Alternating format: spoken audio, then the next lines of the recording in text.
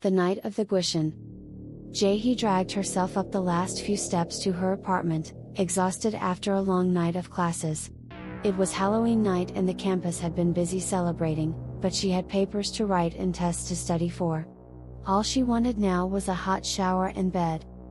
As she unlocked her door, she shivered despite the warmth of her jacket. There was an odd chill in the air that seemed to seep into her bones. She flipped on the lights and did a quick check of her small one-bedroom, even peering under the bed, just to be sure she was alone. Everything seemed normal, but she still couldn't shake the feeling that something wasn't right. Shrugging it off as tiredness, Jae-hee shed her coat and backpack and turned on some music, hoping the cheery pop songs would lift her mood. A hot shower did help her feel a bit better and clearer-headed. Wrapped in her fluffy robe, she pulled out her laptop to check emails before bed. That's when she noticed it, a message in her inbox from an unknown sender, with no subject line. Her heart rate spiked as she clicked it open with trepidation. The message contained only 3 short lines of Hangul characters. "I have come for you. Look behind you. Gwishin." A chill ran down Jae-hee's spine as ice flooded her veins. She didn't want to, but found herself unable to stop her body from slowly turning around in her chair. And there, at the edge of her bedroom, was a hunched figure shrouded in a white burial shroud, its long hair covering its face. Jae-hee screamed, a primal sound of pure terror. She threw herself from the chair and frantically crawled across the floor, putting as much distance between herself and the thing as possible. Her breath came in shallow pants as her wide eyes remained fixed on the ghostly apparition, afraid to look away in case it moved. But it didn't move, just stood there silent and still as death itself. After what felt like an eternity but was only minutes, Jae-hee slowly pulled out her phone with a trembling hand and dialed emergency services. Her voice broke as she tried to explain what was happening through choked sobs, begging the operator to send help right away. But when she looked back to where the Gwishin had been standing, it was gone. The police arrived within minutes, lights flashing as they pulled up outside her building. Jae-hee met them at the door, still in shock, unable to stop crying or shaking. She took the officers through to her bedroom and showed them where the ghostly figure had stood. They searched the entire apartment thoroughly but found no sign of an intruder or anything out of place. "There's no one else here, miss," the female officer said kindly. "Are you sure you didn't imagine it? You said you were very tired." Jae-hee insisted over and over that she knew what she saw was real, that it had sent her that email. But the officers could find no evidence to back up her claim. They suggested it may have been a hallucination brought on by stress and lack of sleep. With no leads to go on, they told her to lock up tight and try to get some rest. If anything else happened, to call them immediately. Alone again in the darkness, Jae-hee didn't know what to think or believe. She was scared to close her eyes but too terrified to stay awake. Exhaustion eventually won out and she drifted into a fitful sleep, plagued by nightmares of ghostly white figures coming to drag her into the afterlife. The next morning came as a relief, sunlight streaming in and banishing the shadows of the night before. Jae-hee checked every corner of her apartment twice more but found no trace of the intruder. Had she really imagined the whole thing? The lack of proof was unsettling, but she tried to take comfort in the rational explanations the officers had provided. Over the next few nights, she left all the lights on and kept the television playing loudly for company. Though nothing out of the ordinary occurred, Jae-hee's anxiety remained high, jumping at every small sound. She considered moving out but didn't have the funds or energy to find a new place. Her schoolwork continued to suffer as she grew more and more sleep deprived. By the following Saturday night, Jae-hee's nerves were shattered. She stayed glued to her phone, messaging friends late into the early hours, not wanting to be alone with her thoughts. Her group chat was interrupted by a string of strange symbols someone had copy-pasted in. Thinking it was a Halloween prank, she scolded her friends for scaring her. But they all denied sending it, claiming they had received it too in their private messages. A pit opened up in Jae-hee's stomach as she stared at the strange glyphs, a sense of impending doom falling over her. She knew without knowing how that this was no joke. Her hands shook so badly she could barely hold her phone to do a reverse image search of the text. The results that came up made her scream, dropping the device as if it had burned her. The symbols were ancient ritual banishing curse, used by shamans in folklore to summon malevolent spirits. Specifically a Gwishin, a vengeful ghost that had died an untimely or violent death seeking to claim other souls. As Jae-hee scrambled to warn her friends, her phone buzzed repeatedly with new messages, each containing more cryptic symbols and clues about the curse taking effect. One friend even sent a blurry photo of a pale, ghostly figure glimpsed at the edge of their bedroom in the middle of the night. Panic spiraled through Jae-hee's body like electricity, realizing the entity had expanded its vendetta beyond just her. She ran to her laptop, fingers flying across the keys as she tried searching for ways to break curses or ward off spirits. Most sites told tales rather than offering real solutions. One ancient Taoist ritual caught her eye, involving burning sacred herbs and reciting invocation mantras. With nothing else to lose, Jae-hee gathered what supplies she could find: sage, cinnamon sticks, blessed paper talismans, and set to work purifying every corner of her home while chanting. Halfway through, the temperature in the apartment seemed to plummet. Shadows gathered thick and heavy in the corners. Jae-hee's voice rose in volume and desperation as she waved the smoking bundles and stamped her feet, challenging any malevolent presence to show itself. At the climax of the ritual, the front door blew open with a force like a gale, banging loudly against the wall. Jae-hee shrieked and dropped to her knees, covering her head and begging for mercy.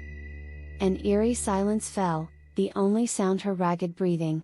Slowly, Jae-hee steeled her courage and looked up. Standing in the open doorway was a pale, shadowy figure with long dark hair obscuring its face. Two cold pinpricks of light glinted from behind the veil of strands where its eyes should be. A Gwishin. It took a step forward into the apartment, wisps of its burial robes drifting like smoke. Jae-hee scrambled backwards on her hands and feet, utterly terrified but determined not to give up without a fight. Her hand brushed against something, the matches she had been using for the ritual. In a split-second decision, she struck one and threw it at the advancing ghost. The match flared briefly, illuminating the Gwishin's features. Its skin was sickly gray, sunken cheeks and jaws distended at unnatural angles. But what truly horrified Jae-hee was its expression, an empty grin filled with jagged fangs, eye-sunken pits of raw malice and hunger. It let out an echoing wail that shook the very foundations, the anguished cry of one denied rest in death. Jae-hee threw more lit matches at it, watching in dismay as they seemed to pass harmlessly through its incorporeal form. The Gwishin stooped, reaching long talon-like fingers towards her. In that moment, she knew true terror. This was no ordinary vengeful spirit but a demon that would stop at nothing until it dragged her down into the deepest pits of hell with it. With the strength of sheer willpower and desperation, Jae-hee rolled away from its grasp and scrambled to her feet. She fled down the hallway as fast as she could, the Gwishin in rapid pursuit. Her entire body vibrated with adrenaline and fear as she yanked open the front door to the stairwell and pelted down the flights.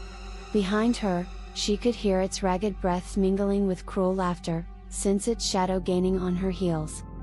Jae-hee burst out into the parking lot, lungs burning, and bolted towards the nearest car, pounding on the windows with fevered blows and screams for help.